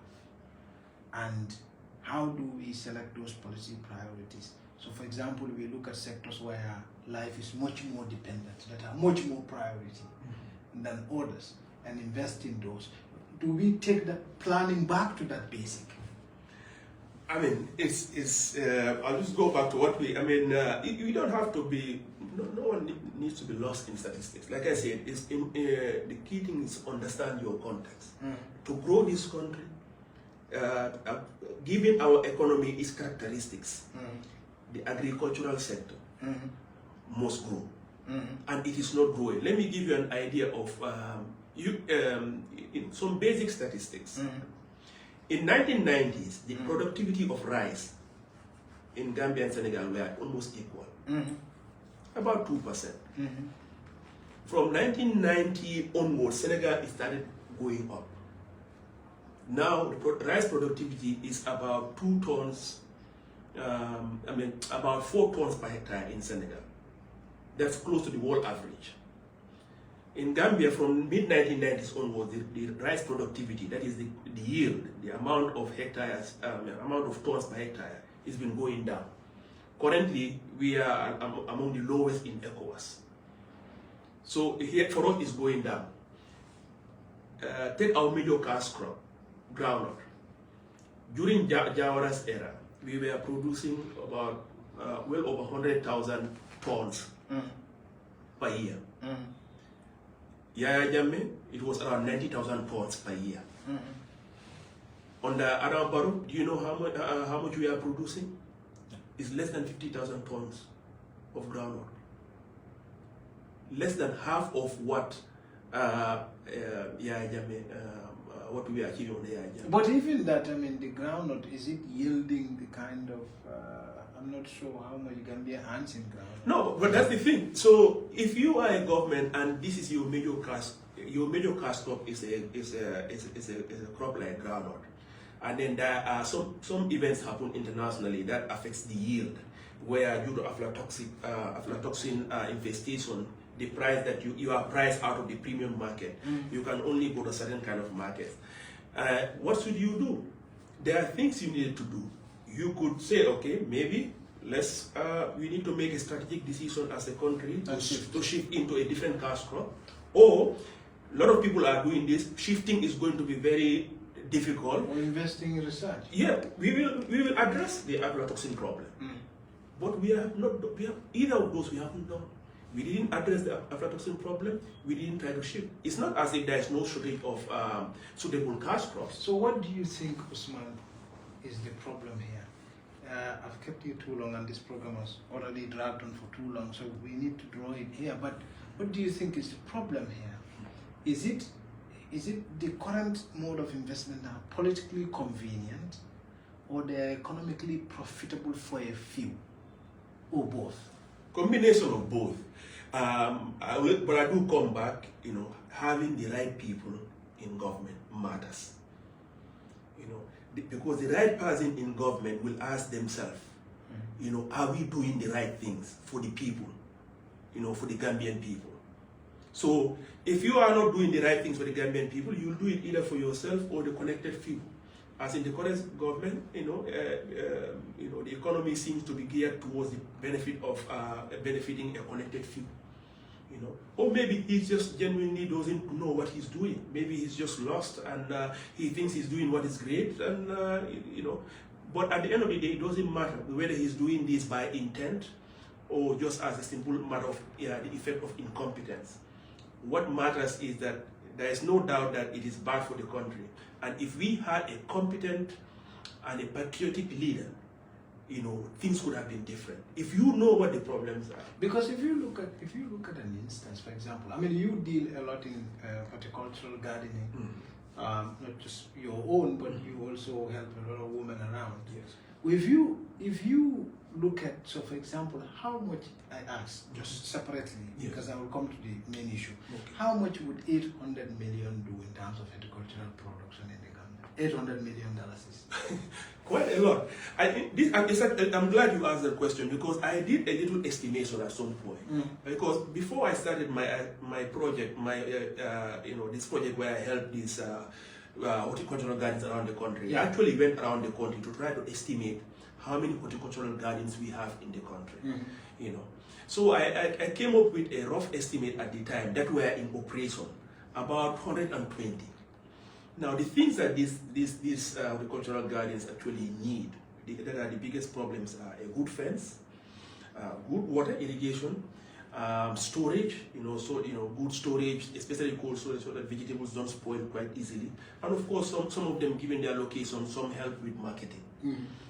If you actually go and calculate how many, all of these things, the irrigation cost, the fencing cost, everything, you come up with a number that is not more than $10 million US. That is way less than $100 million. To help all of them. All of them. So now, come to think of it. Yes. When we were preparing for COVID, right? COVID relief.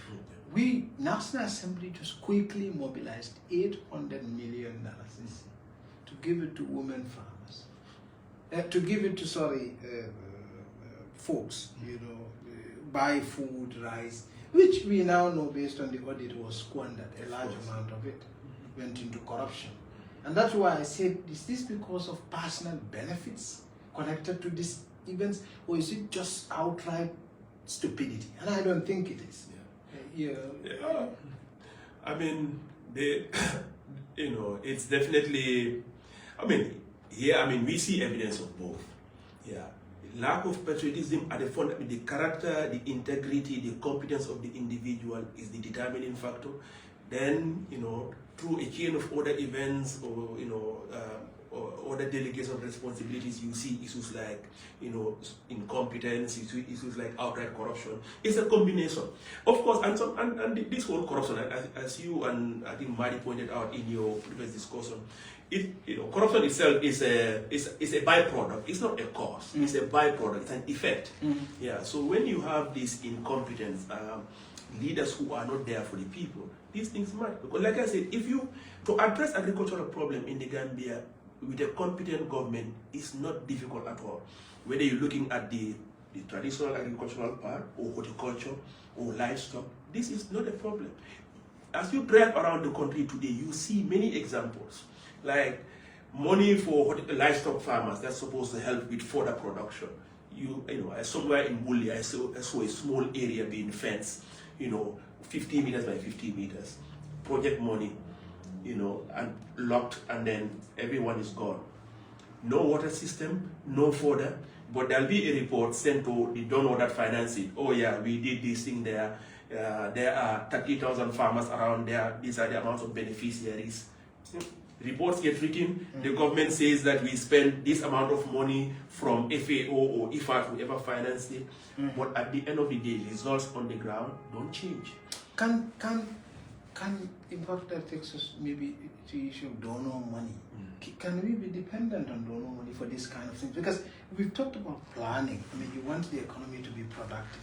You have a clear idea of where it is, you have a clear idea of where it needs to be, and you have a clear idea of what needs to be done to get it there. And I've seen it even in the kind of work we do. I've expressed my frustration in regards to how donor money comes to affect journalism and kind of project proposal journalism we were doing. So for example, donors will tell you we have money for election reporting, but I don't need that money. I need money to do investigative journalism. I want to investigate everybody. So, but if you tell me I have money for election reporting and I have to find a subject that deals with elections, that's killing my productivity. And sometimes donors do that. So all these guys, they say, oh, we have money for this, we have money, and government, has to now be driven instead of focusing on the job. No, this is, you mentioned a fundamental point here. The fundamental point is whoever controls the purse strings, whoever controls financing, determines the agenda. Yeah. See, I've worked in these institutions, and each of these institutions, like money that comes to, especially poor, fragile countries in the Gambia, you of course, you'll see documents, they'll say, oh, we are financing a project in the Gambia on this and this. On this and this project, we want it to go to this sector. We know it's aligned with the NDB. Yes. But or the Millennium Development Goals before. Yes, or the SDGs as it is now. Or the page. Yeah. Page then. But now they will say NDP. Yeah. We know it's aligned with the NDB. So here is this money, 10 million, spend it on this area. Yeah. But maybe if you are the one running the country, maybe you actually, what you needed to spend at this very moment is on project A rather than the project B that the donor is pointing to. But if you have this attitude where you are just a passive recipient of donor financing, where you are just a project implementing government of donor money, you're not going to go anywhere, because it's not the intentions that develop a country, it's the effect on the ground, it's the leadership that has to develop the priority. You know your country more than any donor. I've worked in these institutions, ADB, World Bank. You understand, you can go and read about the Gambia, but they will not understand the Gambia as much as a Gambian official who is running the country. It is you who will develop the country. You have to develop that country first. So you talk to people in government, you'll say, why didn't you do certain things in this area? We don't have funding. No, there are a lot of things you can do because it's a matter of prioritization. If you prioritize the things that you need to do in the country, the problem in the Gambia, let nobody tell you, it's not because of donor financing. The problem we have in the Gambia is leadership at key positions. If you don't have the right leadership in State House, you won't have the right cabinet ministers. But then again, leadership, yes, but if it takes you now, if you have a leader would make a right decision as to focus. So that donor money cannot just come. If donors come, you will be able to bargain where the right place where the money goes. Exactly. No, in fact, I can give an example where I have a colleague who is currently working at IMF, and when he was telling me about his experience comparing one country in Asia versus a West African country, where when the IMF comes and tell a particular West African country, you need to do this and this, they just say, okay, we will do this, we will do this. They may not do it very well, but they will do, because they just consider those people gods. But the Asian country, the officials there, they will tell the people, no, we are doing this for this and this reason, and we must do it. They negotiate and they stand their ground because they have their nation's interest at heart. And at the end, do you think ours could be also low self-esteem? Well, if you are not competent, you don't have the if you are completely incompetent and you know you didn't get your right position in government through your competence, you think you have the confidence to negotiate with ADB, World Bank, and IMF? Absolutely not. I've talked to these people. You think any of this? You think our minister CD has that confidence? He is incompetent.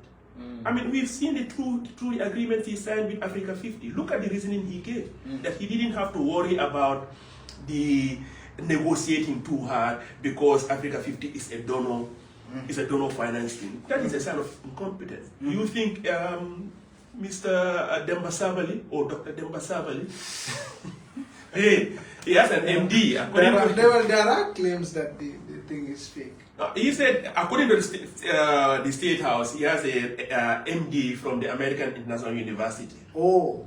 Yes. Interesting. So, but anyway, going back to the main point, you think Demba Sabali would have the competence to confidently negotiate with any of these international organizations? He doesn't have the competence. Usman, maybe, I mean, like I said, I kept saying we will end it now. I think we will end it maybe in a minute or two.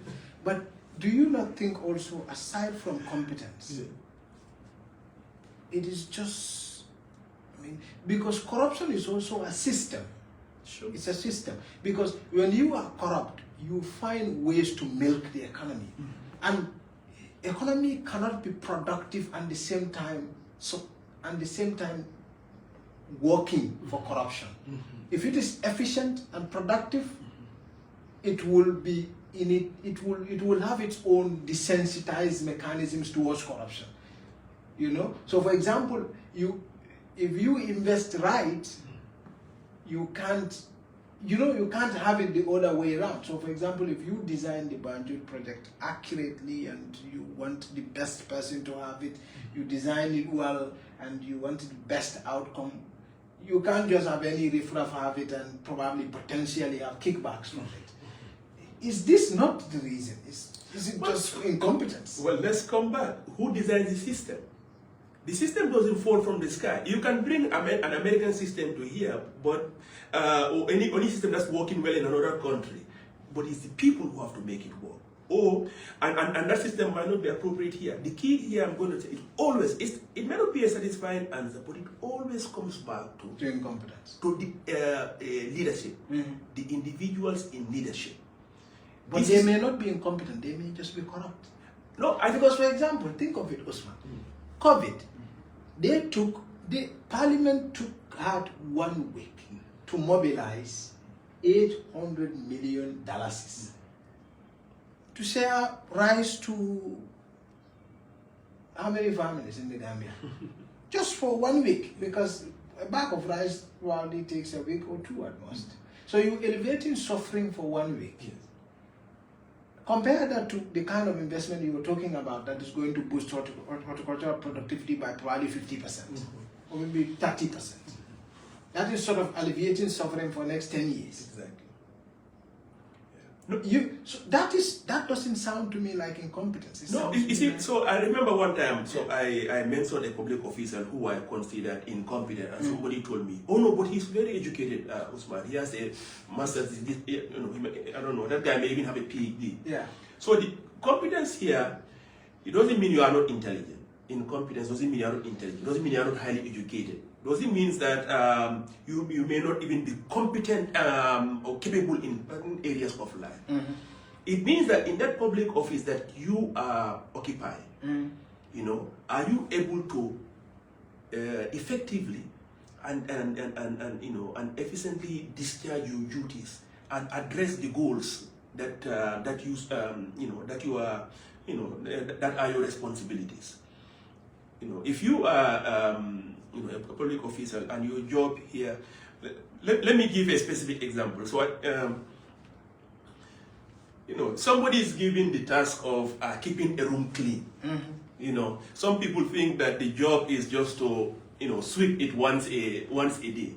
But you know, doing your job well requires identifying what is the objective of your job.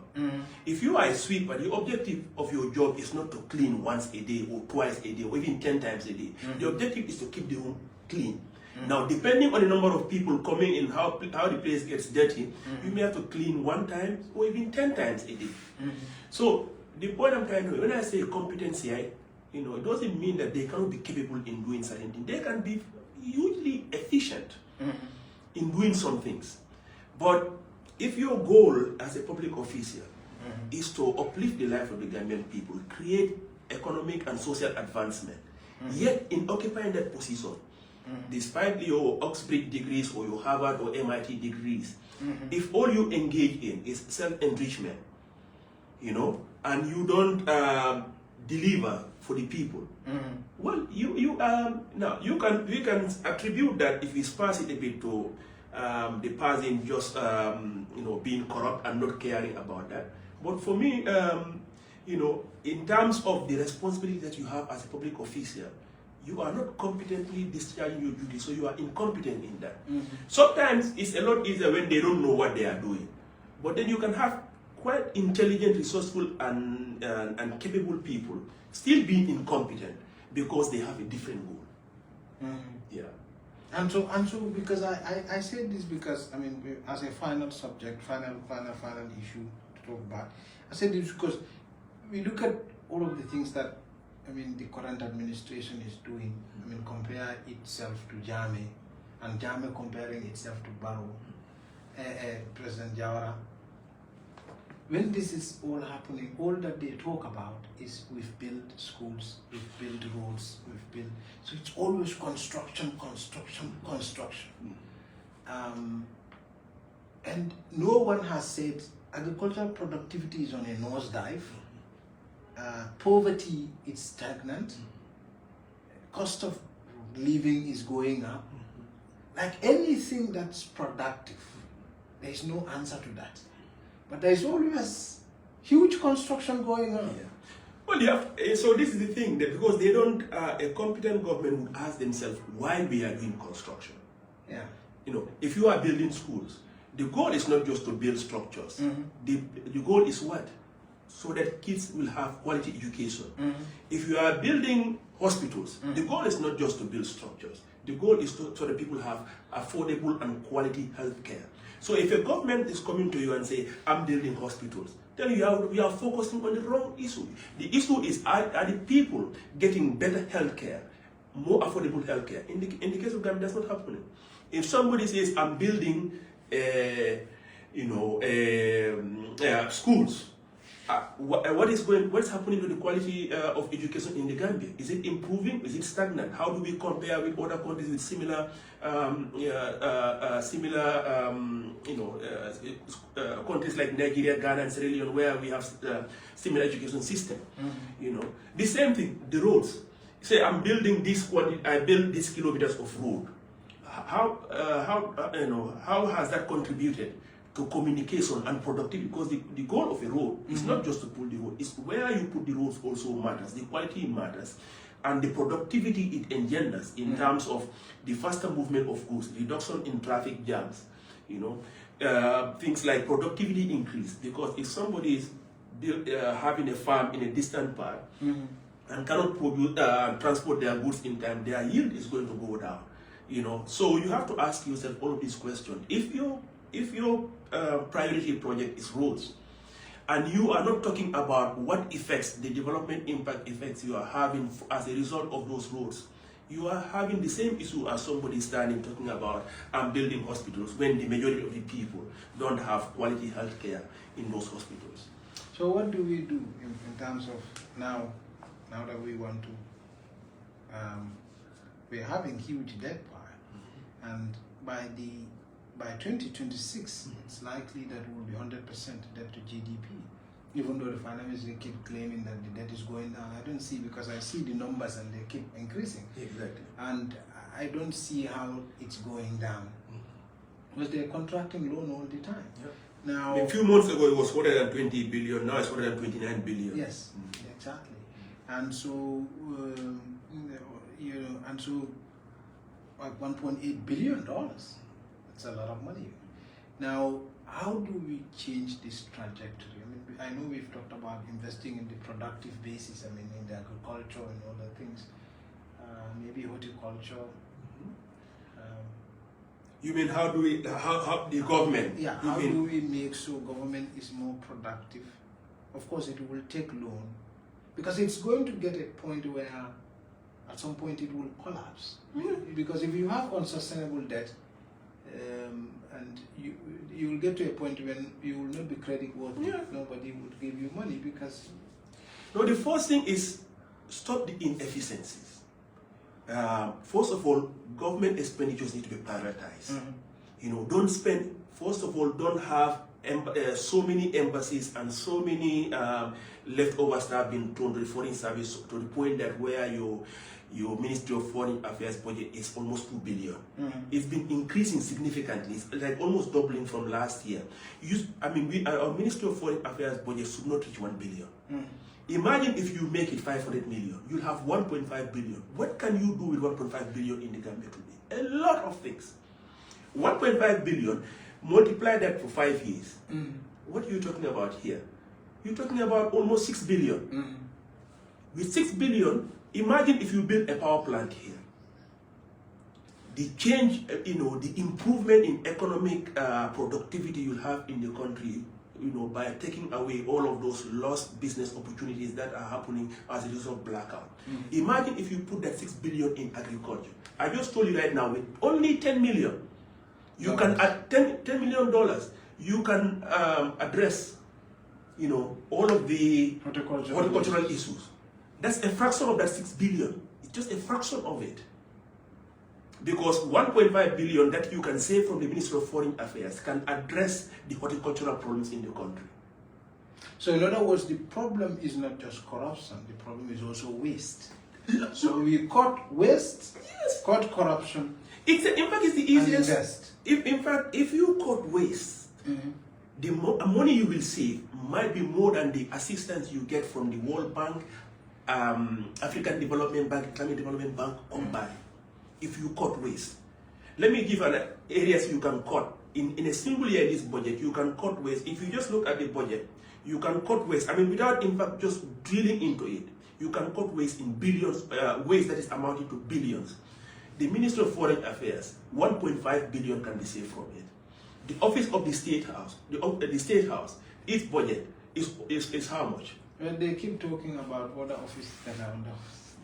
We all know that many of the offices they have, there are duplications. There was a time we had permanent secretaries for investment and everything. When you my biggest concern though is the SIS, the state NIA, which is on the State House and it's not accountable and it's not. It's opaque, and it's a potential money laundering scheme. Exactly. So my point is, NIA. the State House, you can cut that drastically. You go to defense. where again, if we do a proper security sector reform and right size our security services, you can save a lot of money. In a given year, we are talking about the waste you can contribute in billions of dollars. Without a single budget from outside, if you invest those things in agriculture, you can have a boost to the economy without a single budget from outside. The problem here is not lack of resources, it's the incredible amount of waste. And of course, as part of that waste, you have a huge amount of corruption. I mean, that's your story in Guinea-Bissau. Didn't you have the diplomat auctioning a car to yourself? How can you be responsible for auctioning government product? Nobody saw you, saw you advertise it, and then you auction a vehicle for $40,000 to yourself. Yeah, exactly. So that waste, in it, whether or not there's corruption, I'm pretty sure there's a lot of corruption in it. It's it's the biggest source. If you cut that alone, but it's so, it's going to take what? Recognition that you have a problem and having the will to implement that. So we are not poor, we are a mismanaged economy. Essentially, pretty much. All right, thank you so much. I'm glad you've joined us. Thank you. I think that this conversation are going to continue on the Verified. Thank you guys for being there, and I'm glad you've taken time to listen. We will be doing this again next week. And for those of you who are talking about local languages, I will do something next week. No, Okay, inshallah. Thank you. All right, God bless.